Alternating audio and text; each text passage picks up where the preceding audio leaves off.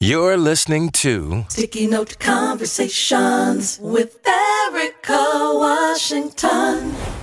My name is Brenda Zamora. I'm the Deputy Director of Make It Work Nevada. Make It Work Nevada is a policy-driven reproductive justice organization. We are the only RJ organization in Nevada as of now. We are shifting the landscape in our community. Move this way, okay. In our community through education, empowerment, and advocacy. Support the health and long-term vitality of Black families. So that's huge, right? Like we are, doing the work on the ground, organizing everything. We work towards the future of Black women to be free and live without the burden of an oppressive system that creates barriers to our success, health, and wealth. Make It Work Nevada continues to shift the landscape of our community by building Black families up and creating opportunities to be engaged, committed, skilled, and collaborative in our liberation. And I want to say this includes everything. Everything justice falls under reproductive justice, and that's always important to remind you all. Environmental justice, childcare, everything is reproductive justice. Please visit our website. We have all of our information on there. Make It Work Nevada. It's spelled out, NEVADA.org. And it's Nevada. I'm sorry. I am Nevadan, and I will correct you all. I'm sorry. I know. They always tease me about it. But welcome to our live taping. This is going to be really exciting. But we encourage all the snaps, all the claps, everything you're feeling in that moment during this conversation, bring it out, say it loud. We all are in agreement, and we're in family and collaboration together. So I, more than anything, want to welcome our executive director, who is our host of Sticky Notes Conversations, Erika Washington.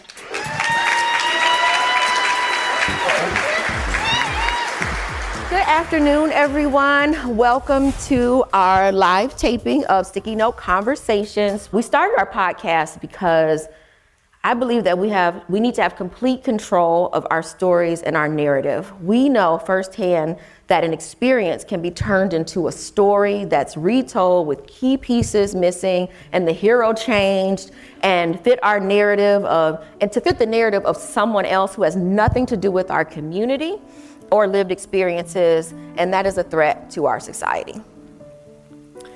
I have been in a leadership position within the nonprofit movement and movement building spaces for an entire decade. Although I didn't know what to expect when I became the executive director of Make It Work Nevada, I certainly didn't expect it to be so hard and so lonely. I didn't know who I could trust or to look up to for mentorship or guidance. I didn't realize I couldn't trust all the partners or the allies who were supposed to have the same North Star as me. I didn't know that backstabbing, sabotage, and shady gossip would run prevalent through the work. We are supposed to be fighting for the greater good, right? As an unapologetically Black woman, made in St. Louis and raised on Detroit values and grit, I found and still find the work perplexing. Because for a long time, we were told that we wanted Black women in this space, that they needed us. Trust Black women, right? But that's as long as we aren't making decisions that fit their narrative or plan. Today's conversation that I'm lucky enough to have is with a dear friend and colleague. She is a woman, an immigrant, a sister, a nonprofit leader, and a comrade in the movement of liberation, and knows all too well what this industry can do to us. Josephine Kalipeni is a Malawi native, is a seasoned programmatic strategist and social justice executive with over 20 years of experience in the nonprofit sector. An organizer at heart, she brings deep expertise in fundraising, strategic planning, legislative advocacy, coalition building, culture change campaigns. Josie has successfully led multi-state strategies, designed and executed federal campaigns, and drafted state and federal policy, published thought pieces, and mobilized diverse coalitions in service of equity and inclusion. She is known for her ability to align diverse stakeholders, facilitate collaborative processes that translate bold visions into actionable, achievable roadmaps. As a skilled facilitator, trainer, project manager, and evaluator, she is committed to partnering with organizations to advance meaningful change. Josie often describes herself as a dream catcher, able to capture a leader's vision and translate it into strategy, systems, and results. Please welcome Josephine Kalipeni to Sticky Note Conversations.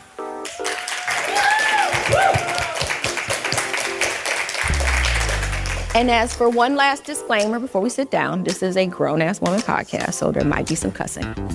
Hello, darling. It's so good to see you. Good to see you. We're going to see you do. So, and I know this earring is going to get right here on this mic. I hear it. I feel it. That's all right. Hello. Hi. How are you? I'm good. I'm so glad you're here. Thank you. Me So too. good to see you. I'm so glad you're live recording. I know, this is exciting. This is exciting. And I'm so glad for all of y'all to be here. And I want to start the conversation with you and asking you, I described who you were. That's what you put on a resume. Yeah. But who are you? Who is Josie? How do you see yourself? I see myself as a good friend. I am the oldest of 6. So my family, my community is so important to me. I am a caregiver in many, many ways. I'm a remote caregiver. I'm an in-person caregiver. I am the auntie all of my parent friends call when a quick kid pickup needs to happen. I am a survivor, been through a lot. Sometimes I think I've been through multiple lifetimes in one lifetime. And I often describe myself as community made manifest. I love pulling people together, bringing people together, sitting with people, being in community, building those threads across people. And I'm tired too. And that's real. That's real. So what makes you keep doing this work then? You know, Erika, my answer before all that transpired before would have been, I think many of us come to it like this, right? The opportunity presents itself and we tell ourselves, if it's not me in the room, it might mean nobody's in the room. You know, and there was a point in time where that was good enough for me. And it's not anymore. But what keeps me going and what keeps me doing this work is knowing that there are incredible leaders like you, like so many that we know, that just need the right support, the right cheerleaders, the right thought partners to really get to that tipping point of change and transformation that we want to see. So what keeps me going now is really knowing that I can thrive in a number 2 position because we do have such great leaders that just need the right sorts of support to see the change that we want to see. So I want to talk a little bit about the right support. You decided that you would apply for a leadership position, an executive director position at a nonprofit organization that works to advocate for the working class, the working family, right? And you achieved that. You got the job. Yeah. You came in with ideas and thoughts around what you wanted to but you're no longer there. Nope. So, you know, and it's a story in which that I want to talk about and then navigate in whatever way makes you feel comfortable, because also you're not the only one, right? And so a lot of things are par for the course for a lot of Black women. Yeah. But talk a little bit about what happened. Whew. We about to really get into it now, okay? We're gonna jump right into it. So I was, you know, for a long time, I never saw myself as an executive director and that level of executive leadership. I've always seen myself as a good number 2, as a good strategist, as someone behind the scenes. But when this opportunity presented itself, I was really excited. And I've always trusted the circle of people I have put around myself to see in me what I don't see in myself oftentimes. And I had a really good group of people saying, you should really go for this. And so I thought about it and I said, okay, well, I'm gonna go for this. Did you feel like you knew what the job meant to be an executive director of a large nonprofit? I mean, I'm a Black woman, hear me roar. I do the research and the reading, and I've been in the work. I thought I knew it. I thought I was walking into it knowing it. You do not. And I think that's one of my learnings, especially in talking to so many other Black women that have been in executive roles. You get sold a position, you get sold an idea, and of course it's part of the natural course of pitching a job opportunity where you don't say all of the bad things that are happening, and sometimes they might not even know all of the bad things that are happening. But I got in there and I was like, wait, what? What? I had no idea, both in what was actually transpiring and what needed to happen within the organization, but also in the reality that Black women are welcomed into these spaces as long as you are still following the white playbook. Mm-hmm. And I didn't know that. Mm-hmm. I did not know that. I did not realize that until I was deep in it. Mm-hmm. And so, as you waded through the waters, did you have any signs that it was that you needed to leave, or did you feel like, oh, I can fix this? Okay, so I was there for about 4 years. A little bit over 2 years of that was in the executive director role. I had I came in there thinking, yes, I'm going to be the first Black executive director there. I'm going to change this. I'm going to change this. I'm going to change this. And I don't think we realize how deep the systemic structures are working against us in every turn. And so you walk in these roles thinking, I'm going to change all of this, not realizing that you're constantly having to negotiate for the timeline to make those important changes. You're constantly having to negotiate what change you're going to make against what change you're not going to make. There's just constant ongoing negotiations that you have to make all the time. And I don't think you realize that when you're new to it, when you're young in it, when you're excited in it, you just sort of go running, not realizing that there's cliffs that you have to sort of try to avoid. Right. And so it's just really hard in that way. But I feel like I knew some of the things that had to change. I felt what I'm realizing now, and I know you talk about this all the time. We got invited into a space that was talking as if it was ready for change, that it was ready for transformation, as if the ground had already been tilled so that a new level of leadership can come in and make those changes. And actually what I'm finding is that the progressive space is as broken as the non-progressive space and is not ready for change. And in many instances, you don't know if you're coming into a space with the ground already tilled or not. We've mastered beautiful, diverse, equitable language, but we have not mastered the practices that make that possible. So then it makes me wonder, as you search for new employment, or anyone searches for new employment, what questions do we need to be asking to know whether the ground has been tilled and is fertilized, or if it's, hard as clay?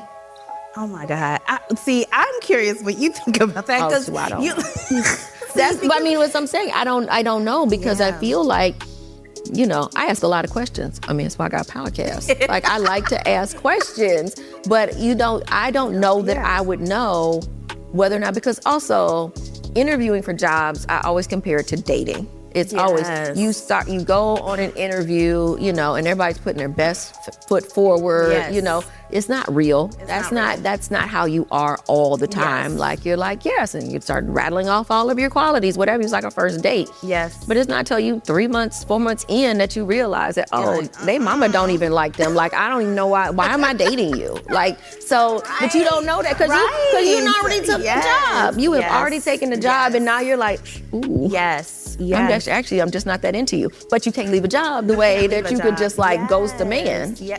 Not that I do that, but I'm just saying. But you can, right? And so knowing how to decipher that progressive talk. Yes. You know, all of the big fancy words around equity or inclusion or whatever, and getting down to whether or not, you know, do the staff have manners and home training, and are they ready for a Black leader, and what does that mean to them? That's right. And that's not just for non-Black people. Exactly. Because other Black people who may have never had a Black woman as a leader, sometimes I don't know if they know what to do with it. No. I mean, I will say that one of my biggest heartbreaks about my experience last year was really learning that not all skin folks is kin folks. I was surprised when it came time to look behind me to see who was standing behind me, that not one Black woman in that place was behind me. Not one. And I know, I think this is one of the things we have to figure out what the right question is, because you have to think about the economic cost of any move you're going to make, right? Yeah. So of course, people are thinking about, well, if I stand here versus standing here, what's gonna happen to my paycheck? What risks am I taking? Yeah. But I was very heartbroken that there were none of the Black women that I had championed, that I had showed up for, that I had made a case for their job were standing behind me. And it just goes to show how deep the systemic, the systems are ingrained in us, how much unlearning we have to do, and the risks we have to take. And I do think one of the questions we have to ask when considering these types of leadership roles is, what are the actual practices? Mm-hmm. And when people don't have an answer, that's an answer in itself. And the answers that we do get, we really have to take into account what those answers are and what they mean. Because I think back and I think to myself, well, why is it me that's coming in to make these changes? What has challenged the opportunity for this organization to make these changes before me? Mm-hmm. And so that, that's the question of what are the practices for making change? If something needs to change internally, if a practice, a policy, anything needs to change internally, what's that change? How does that happen? What's the practices? And just hearing those answers, I think, is one good place. But the other thing we have to ask ourselves is, why hasn't this organization had a Black leader before me, before you, before someone else? What are those things that have hindered that progress from happening? And ultimately, I think we have to ask ourselves whether or not organizations with white DNA can sustain Black talent. That's the whole thing right there. That's something to marinate on, because it just made me think about the idea of being the first isn't all it's cracked up to be. Listen. I don't need to be the first to everything. I could be fourth or fifth. So y'all, break it in. Somebody else do all of that first, because when you are the first, then they're also looking at you as some sort of blueprint, I think, or whether or not they have an idea of what to expect. Yeah. And it's like, oh, I know Black women. Yeah. I know how Black women are supposed to behave. And so then when you don't, then you're taken aback, that you aren't doing whatever it is that they idealized in that sense. And I also realized that we were fad. It was a whole fad. Yes. It was a fad the way that, certain outfits or whatever is, it's the same thing. And so the whole idea that putting Black women in leadership wasn't just DEI. I think it was just a moment. Yes. It was a moment where people felt like that's what they needed to do because it looks great. Yeah. And so then it was more of a poster child type of situation, or they wanted somebody to come in and be that Black face. Yes. And that Black show, look, we have a Black one here, and there's another one over here, and look at all these look at the Blacks everywhere. Look at the Blacks. We are a community of the Blacks. The Blacks. Right. We love them so much. Right. They're sassy. Right. Sassy. He's so sassy. And it's and go and speak. Yes. Go somewhere and then go around and spread the gospel and the good news of their organization. Yes. But if you have thoughts around changes, then like I said in my opening, like then it changes the whole thing. And again, it's not just within the org, because for me, I didn't have that issue, right? Make It Work Nevada, pretty much started with me, but even before, when it was a campaign, it was founded by a Black woman. So, and I think that keeps me comfortable and scared to be like jump out anywhere else, because I don't know what those waters really feel like. And I was real close up on your situation, super close up, and I don't want that for myself or anybody, honestly. But more so, I think about allies. I think about partners, I think about coalitions, I think about tables, and so anytime you come up with your own strategic plan and your strategy of what you want to do, and you have to pitch it to someone, and then they have to look at you and say, oh, well, that's an idea. Yeah. We've never done that before. We've never done that before. That's my favorite line. I don't know if that would work, right? And so it's like, okay, well, I don't know either, but why don't we give it a try? Why don't we try it? Yeah. So, but where's that space, right? So then that's the conversation. Where's the space for Black leaders to experiment and to try and to do something else? Yeah. Because also a lot of stuff that folks are doing right now, they're not really working. Well, that's the thing that we really have to think about is when I think about allies and partners and, folks that are supposed to be in coalition spaces together, how they react to a proposed change tells you everything. You have the people that are like, well, let me think about it, right?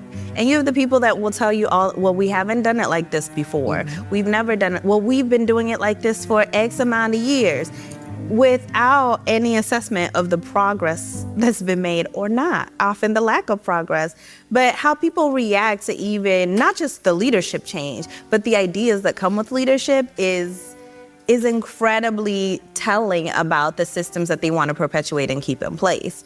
And in addition to allies, in addition to organizational partners, I was shocked by funders' reactions.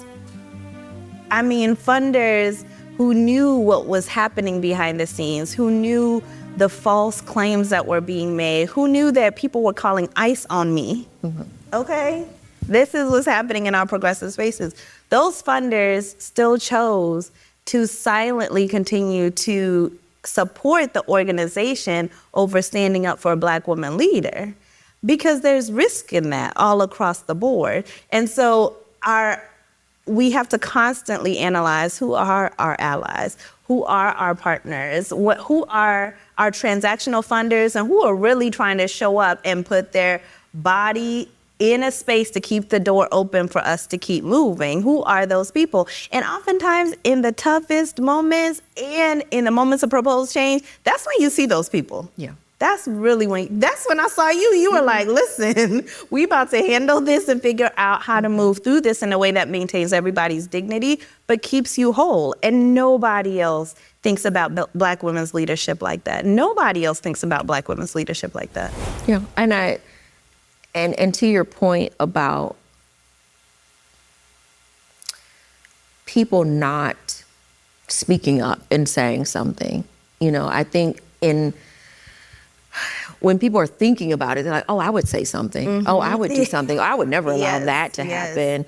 And then you watch it happening in real time where you're actually, and you're telling people, and this I have experienced in a different manner, but I was in a leadership position within the Democratic Party, and it came down to someone saying that, a committee I was putting together had too many Black people on it. And then saying, oh, well, you need to diversify it by adding a white and a gay and a this. And I'm like, well, that's actually not how diversity works, right? It's not just pick one and put it on there. Like, that's what you're missing is the point. My diversity ran deeper than just what somebody looked like, but what sector of the Democratic Party. That's when the whole Hillary and Bernie thing was like a real thing, right? But I remember after it all blew up and it was a whole big old thing, and I was removed from the committee because I stood my ground, that there were people who came up to me afterwards and were like, oh my gosh, that was so awful what they did to you. Erika, And then you just say, okay, so why are you just saying it to there. me? Right, say it to Say them. that shit there. Say it on Facebook, say it somewhere. But, just saying Yeah. it to me is not actually helpful. Yeah. And it also shows, your lack of vertebrae. Listen, that's right. I know that's right, because the other thing is, as Black women, we get put in those roles with the expectation that we're going to say all the things that no one else will say. But then when we say them and no one else backs us, what motivates us to keep saying those Girl, things? you crazy Look, then. you crazy. Right. Ooh, I can't believe you said that. Right. It was just last week. I got a message from what I call the silent supporters about all the things that I went through last year. It's talking about, I can't believe it went down like that. I was trying to tell people, well, you weren't saying it out loud when I was present in the room. Yeah. And when you are a Black woman, one thing I will say, if you encounter Black women leaders, do not be a silent supporter. Do not say it out loud, say it in every sphere that you've got to say it, because even we are constantly taking risks about what to say, what not to say in front of who. And when we say it out loud and there's no one else saying it behind us, it reinforces for the folks that want to perpetuate systemic racism and sexism. It reinforces for those folks that you're just the lone voice when you're actually not the lone voice. Right. And the other thing I think with that is that say it, but also if you're unsure and someone's talking, man shit or whatever, then ask more questions, Yes. right? Say more. Yes. Say like, oh, so why do you feel this way? Because this whole well, she's hard to work with. Oh, that happened. Like Right. that's a running line Yes. for women in general, Yes. but specifically Black women. Oh, she's just hard to work with. Yes. What does that even mean? Right? Like, what does that even mean? I'm hard to work with because I didn't Yeah. agree with you? Yeah. That I'm hard to work with? Exactly. And so when someone says, oh, she's hard to work with, and then you're like, oh, wow, yeah, she's hard to work with. And then next you say it over there. Oh, Yes. yeah, I heard she's hard to work Yes. with. Yeah, I know. So this is Yes. she was hard. And then nobody knows because it all was hard to work with because I didn't want to go to your meeting at 9 a.m. Exactly. Like, and then, so then what is that? Exactly. I mean, that's where I think, at the end of the day, this is the challenge about you have to decide what kind of leader you're going to be and you want to be, because there are plenty of leaders in our space who are what I call the token leaders. They are the check boxes of diversity, but they are following the white playbook. And if you are not going to be that, the risk is higher, the stress is higher, the attacks are higher, the Black women tropes are higher, then you're angry, then you don't support other Black women, then you're hard to work with, then you don't know what you're talking about. When I tell you that some of the claims made against me, I had to reread that thing 2 or 3 times because I didn't know who they was talking about. I was like, who are y'all talking about? And we have made the progressive space in such a format that people think that any pushback that they get requires a one-up, not a moment to reflect and say, maybe I'm wrong here, maybe I need to. No, it requires more fight. We're so used to fighting that we'll even fight our own leaders. We'll even fight internally. We'll even implode internally. And I'm thinking to myself, like, what happened to the moments of actually reflecting and saying, okay, maybe I got this wrong. Maybe she's not hard to work with. I will tell people any day, you want the best of me, you're going to schedule me after 10 a.m. I'll show up, but if you want the best of me, you'll schedule me after 10 a.m. And I have heard that she's hard to work with, she's hard to schedule, she's not available, she's not, because you're sharing a preference. Now, it's all of those things and the expectations that we put on Black women leaders. When I tell you Erika, people were scouring my personal and professional calendar. Screenshotting my personal and professional calendar to make a case that I wasn't available, that I wasn't working, whatever they needed to say to support their case. That's the internal attack. That's the internal attack on Black women leaders. Now I gotta go out in this space where I'm one of 2 Black leaders trying to make a case for multi-million-dollar funding, and I gotta make a case for why my leadership is the one you should go with, why our organization. So I'm fighting on this end, and then I gotta come in and fight on this end. And that's the experience, when I hear Black women leaders all the time tell me, leadership positions are killing us. They trying to kill us. Yeah. And I remember thinking, okay, well, and I used to hear that when I first started. And I used to think, well, you've been in this for 20 years. You just tired, you know? But it literally is. There's so much attack that is coming towards us that you have to think about the risks of taking on a leadership role. You have to think about the type of leader you want to show up as. And you have to think about whether or not that leadership role is actually where you're going to affect change. And it's hard and it's crazy and it shouldn't be. I think it's part of my point too. Yeah, I think when I first became the executive director of Make It Work Nevada, I thought, like, that's a dream job, right? It's like, because that's the goal, right? Yes. To be the boss, to be in charge, not realizing what I didn't know, not realizing that it is such a weight on your shoulders. And I was ready to carry it, right? Yeah. Like, I wanted to carry it. I wanted to, like, I had big dreams of all of that. I got all the things we were going to do. Yeah. Like, we're coming in, I was like, I got this, change the world right now. Yes. You can get it done in like 4 years. Right. You figure out, like, how do we make this happen? And then you don't realize, like, all the roadblocks, it's like a video game, all the roadblocks just start coming up. And they're coming from the spots that you're not expecting them from. You're expecting them from your opposition, you know, whoever that is, if that's the right or if that's, you know, white supremacy itself or what have you. Yeah. But it's the stuff right here on the inside, the insular stuff, where you can't get into rooms, where you can't get into conversations, or if you do get into these conversations, you're just sort of like, why don't you just listen? Yes. And so, I don't know if anybody saw the Nonprofit Quarterly magazine from spring of 2024. That's why I don't throw stuff away. This whole... Also, how timely was that? It was so timely. So this whole entire magazine was dedicated to Black women and their struggle and leadership in the nonprofit sector. And it's full of essays and first-person accounts and articles all around how hard it is to lead in this space. And the fact that Nonprofit Quarterly took the time to do that, which was also amazing, because again, mainstream media is not really all that interested in our struggles, but to give it space to actually talk about what all of the issues were, I think was just amazing. And I think you can still order like back copies of it, because I'm not giving nobody mine. But I think, just saying, but I think that it's some really important essays in there that talk about how they were drowning. Like on the cover, it says, stop drowning us and stop making us disappear. Yeah. Because there are also, you weren't the only one to no longer have a leadership position. It went, again, it was like a boom or bust. It was like, oh, this is a fad. There's a bunch of us. And then all of a sudden, it's just dropping off. Yeah. And it's doing it pretty fast. Oh, it's going so fast. When I would talk to someone, they would say, oh, you need to talk to such and such. And then I will go talk to such and such and listen to this just gut-wrenching experience that they just went through over the last 3 years. And they would say, you need to go talk to such and such. And then they would say, you need to go. And this club of Black women leaders that are so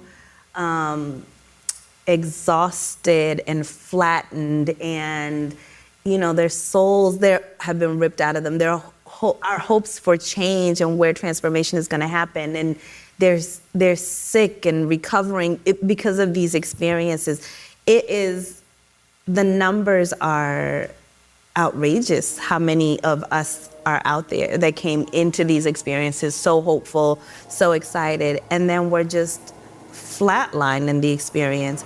And the other thing that I you know, like I'm going through my own experience, going through my own recovery, and I think about all of them, but then I also think about the bench of leaders that we should be building that is not there. Yeah.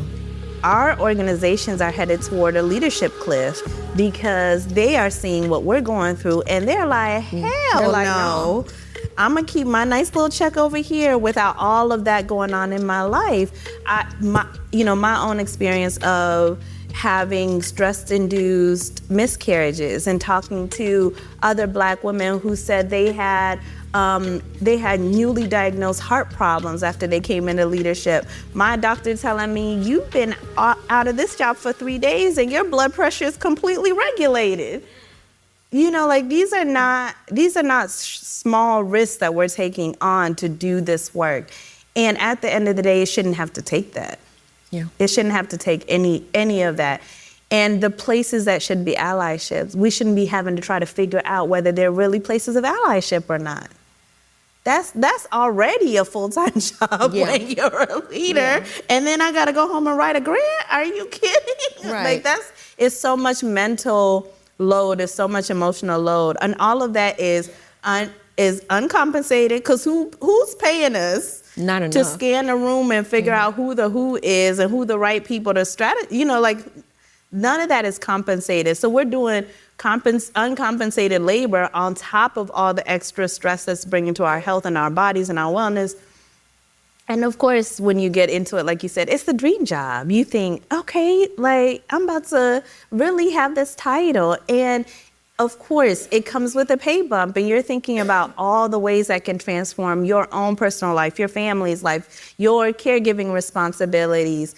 And of every single woman that I have talked to who was in a leadership role for 5 years or less, executive leadership role for 5 years or less, they will tell me, every single one of them will say, I would never do it again, and I would give the money back. I mean, and that says so much, right? Because again, that's supposed to be the goal, is to make more money. Yeah. And to have leadership so that we can open doors for other people. But I don't know that that's ever really the opportunity to be able to actually open doors for other people. Yeah. Because we're too busy trying to stay in the room. We can barely stay in the room. The door is barely open for us.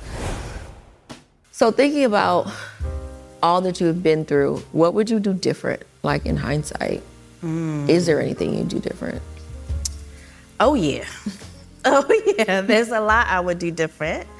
You know, I'm not a leader that was without mistakes. So I want to put that out there. This is not saying that I was a perfect leader or I didn't have shortcomings, but what happened to me was not warranted regardless of my shortcomings.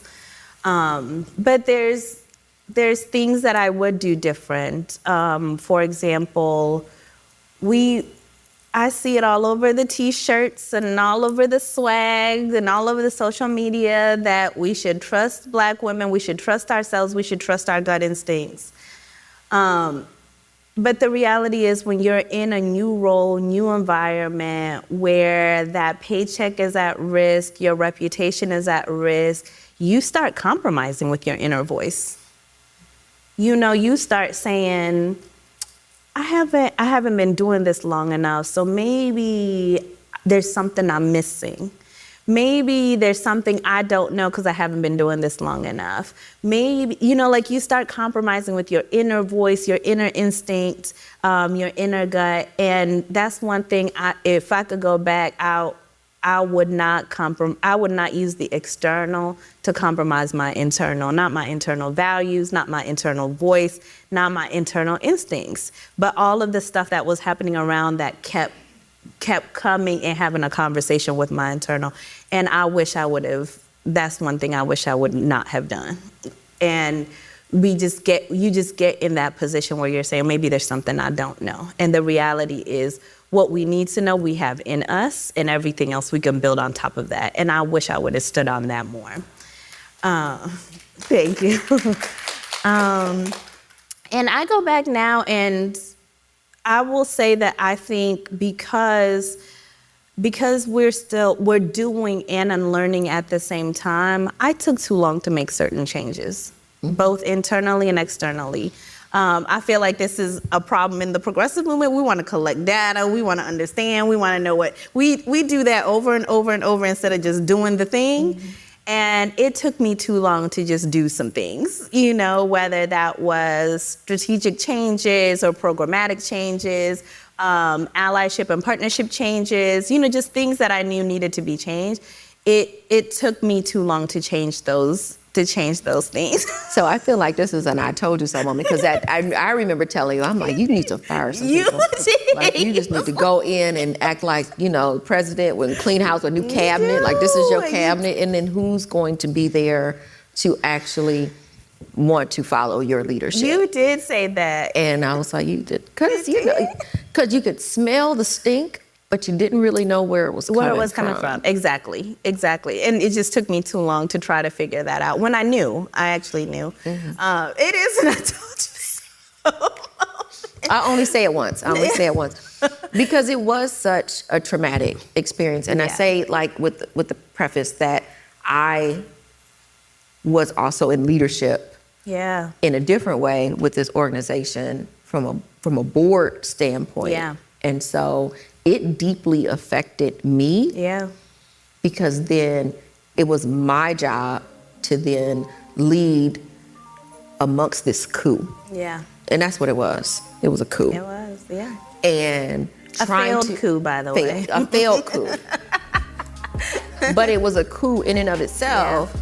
And, I called them insurrectionists. I said it, and I stand on it. And so, because it was just, there was so much happening, and you mentioned it, calling ICE, and I don't know that folks, I almost feel like they don't even see it the same. Because you're an African immigrant, right? And so it's not the same. So when talking to funders or talking to outside people and saying this out loud in places where I could say, because there's also just so much you can't say during times and things are happening and all that, but letting folks know, like, there's some stuff happening. Fuckery was afoot. Yes. And so when I said that, and they're like, oh yeah, I heard that. Again, I heard that. Right. So then what now? Right. What now? Right. What do you do as funders, as allies, as other, org leaders or what have you? What is it that you do to say, like, that's not progressive? No. If that's what you want to call yourself, that's not, that shows no sort of family morals or values. That shows none of that. Yeah. So actually, you can't sit at our table. Yeah. And I have said that before to, about other orgs that sit at, the various like C3 or C4 tables or whatever. And it's like, if they don't actually hold, if we're hearing so much outside about what's happening there, and we know that there's bad leadership, then you have to say, well, you can't come sit with us. Yes. Because it crowds the space of noise and people who actually aren't on the right side of life at all, because you can't say that you actually want liberation and freedom for everybody and then you are oppressing your staff, or your staff is, starting a coup. Starting a coup, yeah. I mean, there's a real reflection we have to do about the spaces we're actually creating and if they are the spaces we're saying they are.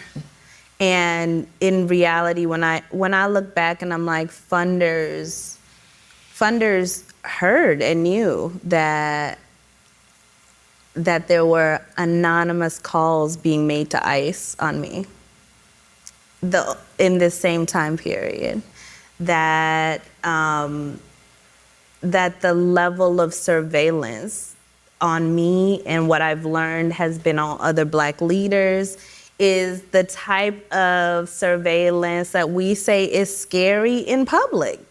That the progressive space says this level of surveillance on Black and brown and leaders of color, this level of surveillance on Black communities is unwarranted, is unsafe, and is what we're fighting. And then you turn that around and you apply that same level of surveillance on your first Black executive director who's sitting in a almost all Black board.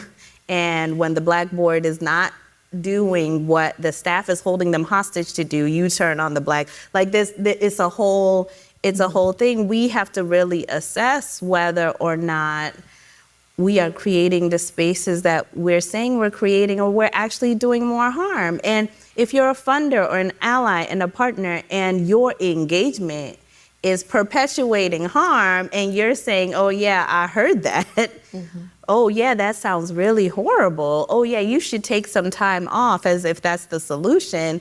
It really rocks the hope I have in whether or not we can affect change. Because I'm like, if we don't have the models to do it, if we don't have the courage and partnerships to do the hard things, have the hard conversations, then what then who will? Where will those models come from if we're not modeling them? And it's horrible. Yeah, It's I mean, as really you say it, horrible. it really honestly is sort of modeling of like how our country is looking right now. Yes. Like it's a complete model of like people who said, well, if I was born, during the civil rights movement or Reconstruction or whatever, I would have did this, or Holocaust, I would have did this, or this wouldn't have happened. Yeah. And yet, Yes. here we are, Yes. right? Yes. So, what brings you joy now? What brings me joy now? Well, I mean, being on the first video recorded podcast. That really brings me joy. I'm committed to saying the hard things out loud in a way that I haven't in a while. And the hope and opportunity for that brings me joy. Things like being able to say that I don't know if executive leadership is the right place for Black women. Not if it costs us our health, our communities, our family, our joy, being able to really say those things out loud and wrestle with them within a group of thought leaders really brings me joy. Thinking about a new way of leadership also brings me joy. I'm in a place now where I can reflect back on everything and say, I think these are the aspects of leadership that work, and I don't think these are the aspects of leadership that work. What are the things that new leaders need to ask for from funders? I didn't know I was supposed to ask for a change consultant when I started. I didn't know that. But really putting those things out there for other Black leaders who are considering leadership or are in leadership to think about really brings me joy. And as much as I need income, thinking about not working and not working in this way actually brings me a lot of joy. Not working brings me joy. Thinking about not working brings me joy too. It brings me a lot of joy, so I love that. And as I'm doing more consulting, I'm really passionate and interested in supporting Black women who are in executive leadership roles, and being able to do some of that work brings me a lot of joy, because we have a field of incredible, visionary, competent, resilient Black women leaders like you. And like I always say, sometimes you just need the right team or the right person to sort of catch that vision and make it go. And being able to do that work brings me a lot of joy. So what advice, if any, do you have for the young Black woman who is either searching for this executive role or maybe have just gotten hired in this executive role? Like, what would you say? Or would you be like, run, girl, run? Like, run. Don't do it. Freelance. Freelance. Don't do it. Don't do it. One of the things that I would say, I didn't know what I didn't know. Yeah. And one thing I would say is identify those things fast, and don't use your strong core competencies to cover up what you don't know. Just learn what you don't know fast and skill up, because that will be your downfall. What I didn't know was my downfall, was really what they came after and what they attacked. So I think that's one piece of advice that I would tell other Black women, either newly in this role or thinking about this role. Learn what you don't know fast and skill up. Don't compromise with your inner voice. What it's saying is the truth almost every single time. Don't compromise with it is one thing. And find your people. And not just find your people, but they're not who you think they are. Say more.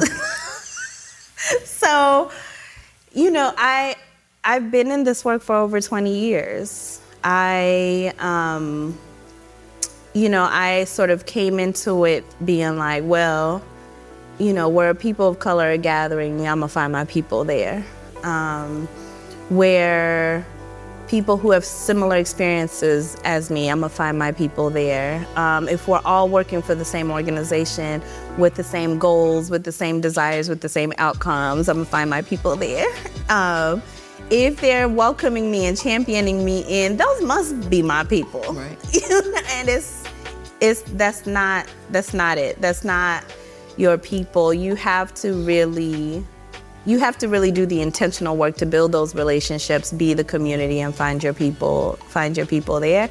And your people are going to tell you the truth and love. They're not going to smile at everything you do. They're going to call you out. They're going to call you in.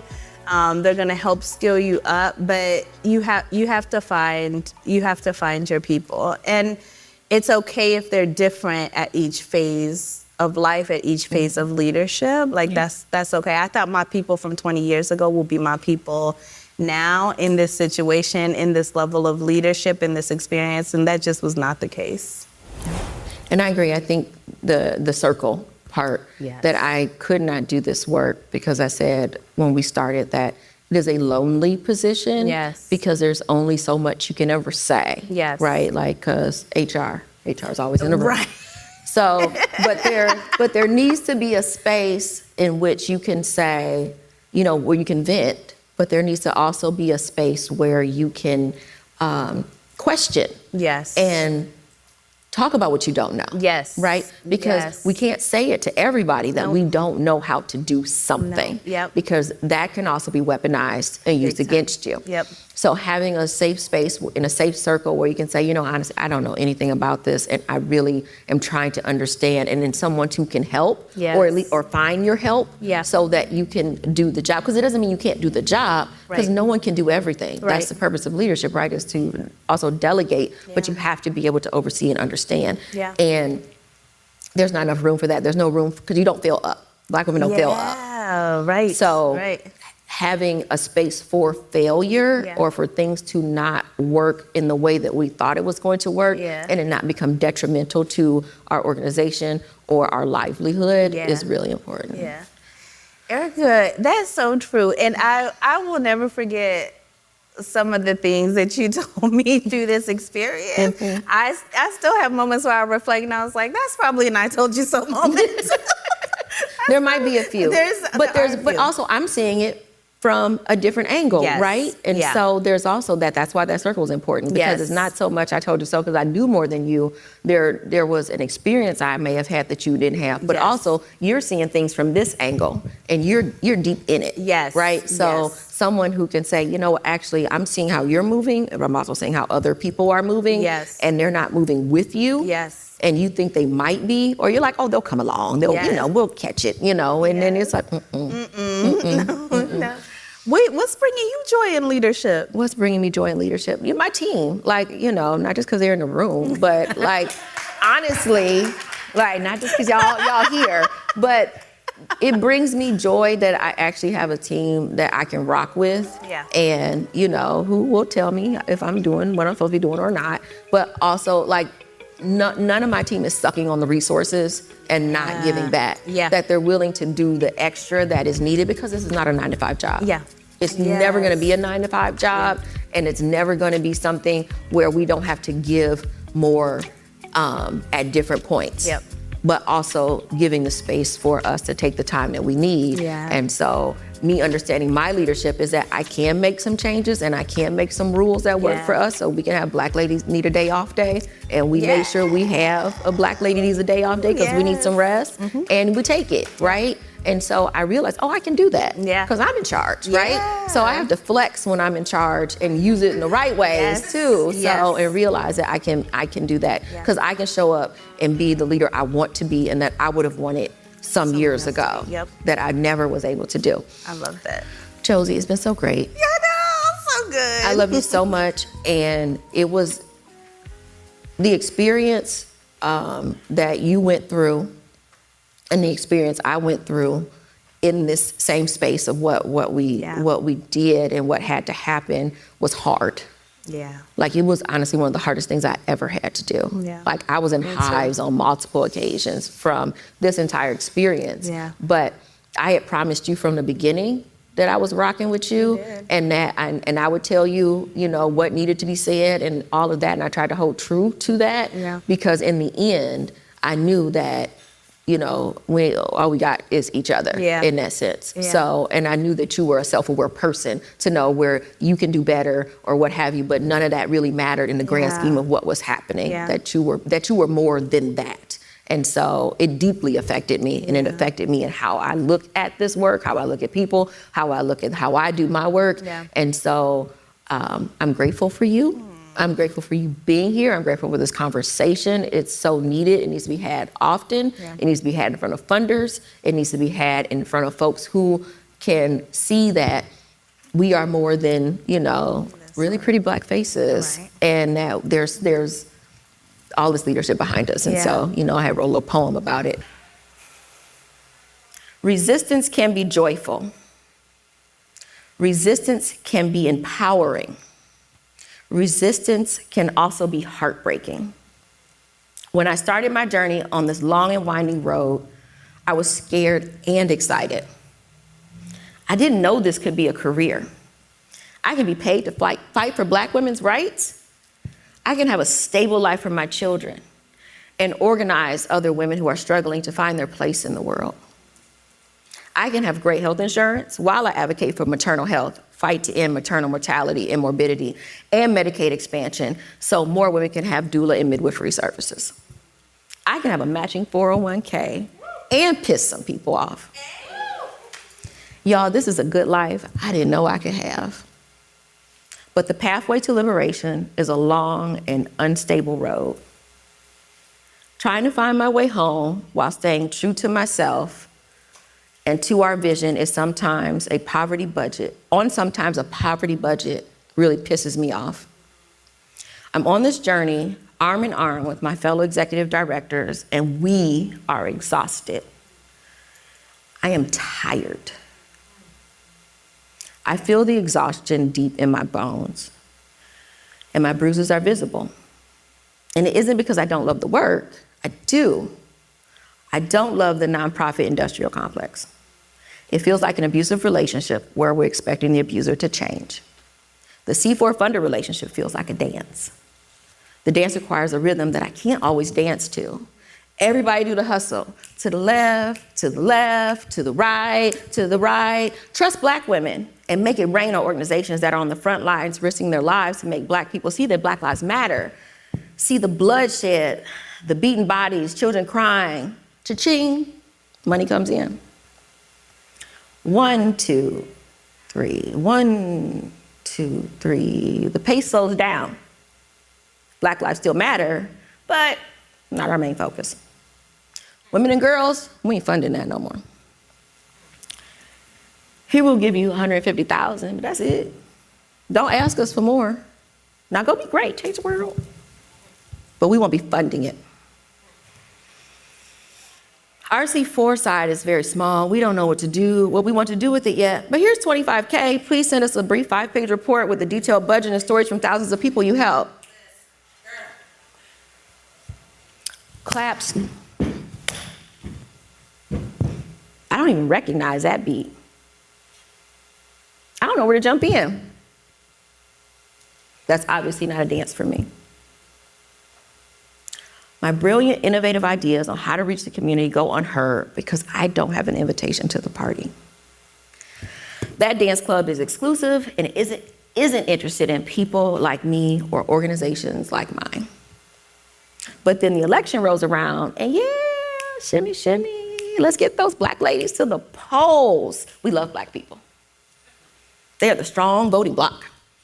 They really know how to turn out. Let's do the Cupid shuffle to the polls. In the meantime, no one wants to fund the work to keep Black women alive. Black women are dying in childbirth, suffering from fibroids, higher breast cancer rates, and unable to find doctors who give a fuck. We make less money than our counterparts, but who wants to fund the work to bring Black women joy? Who wants to fund the infrastructure to help a Black org thrive? Who wants to fund real reproductive justice. All of that requires action, unrestricted C4 action. Resistance is a thing that is tiring, and resistance is a dance that makes my feet hurt. And I thought I wanted to sit the rest of this party out, but really, I want to dance with somebody who loves me. But I want to say thank you. This has been an excellent episode of Sticky Note Conversations with Erika Washington.